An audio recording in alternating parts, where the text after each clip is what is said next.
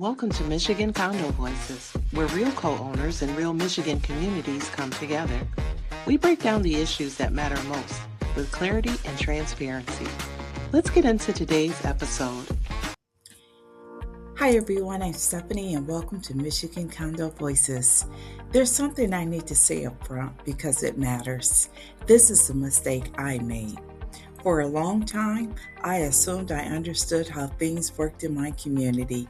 I knew the rules existed, but I didn't really read the bylaws. Not closely, not carefully, and not with the understanding I have now. It wasn't until I finally took the time to read them that I realized something very important. Process matters.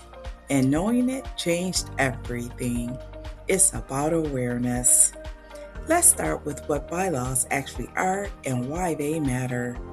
Bylaws are not suggestions, they're not optional, and they're not just paperwork that sits in a drawer or collects dust. Bylaws outline how decisions are made, what authority boards do and do not have, the procedures that must be followed before actions are taken, and the rights and responsibilities of both boards and co-owners. They exist to protect everyone, including the board. Here's where many co-owners, myself included, go wrong. It's easy to assume the board knows the rules, and unfortunately, this isn't always the case. It's also easy to assume the process will be followed, and if something happened, it must have been allowed. But the bylaws don't work on assumptions, they work on procedural steps. If a process isn't followed exactly as written, the action itself can be called into question, even if the issue itself seems minor. And you don't know unless you read the bylaws. This was my turning point. When I finally sat down and read my bylaws carefully, I realized something I hadn't known before. Certain actions require specific steps, like notice requirements, timelines, and opportunities to respond. I hadn't known that, and because I didn't know it, I couldn't advocate for myself in the moment. That wasn't about intent, it was about information, and information changes how you engage. This is where bylaws become a tool.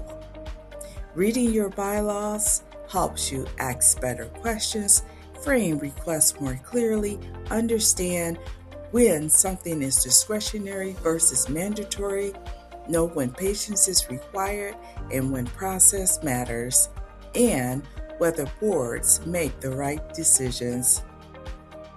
Instead of saying, "This feels unfair," you can say, "Can you help me understand how this aligns with Section X in the bylaws?" That changes the tone entirely. There's also a real cost to not knowing what's in your bylaws.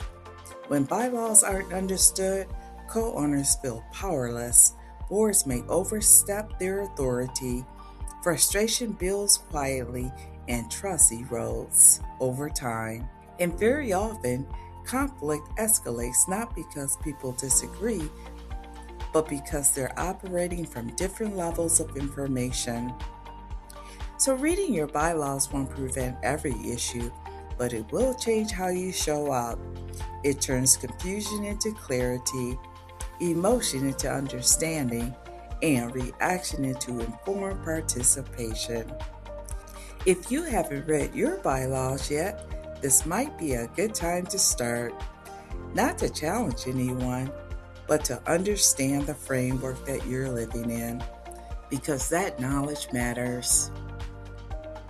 Take care, everyone. Thanks for listening.